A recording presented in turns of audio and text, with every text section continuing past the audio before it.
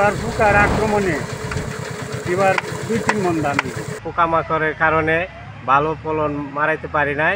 ফলন এবার কম হইব, পোকা এবার নষ্ট হচ্ছে।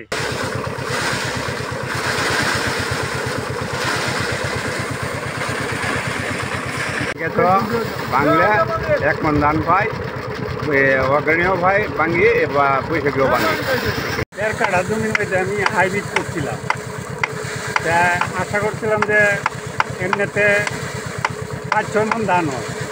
এবার পোকার আক্রমণে এবার 2-3 মন ধান হইবে।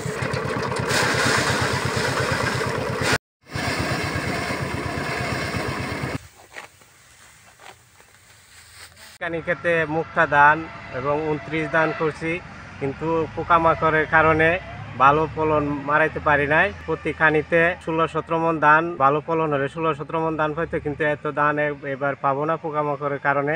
12-13 মন ধান হবে। 49 ধান চাষ করছি, ফলন এবার কম হইব, পোকা এবার নষ্ট হচ্ছে, বিরাট নষ্ট হচ্ছে। ফলন হয়েছে 20 থেকে 22 মন, আর এইবার ফলন হইব 15 থেকে 16। এই পর্যন্ত আমি 3 বার ওষুধ দেওয়া হয়েছে, এইবার ওষুধ নেওয়া 4 বারও।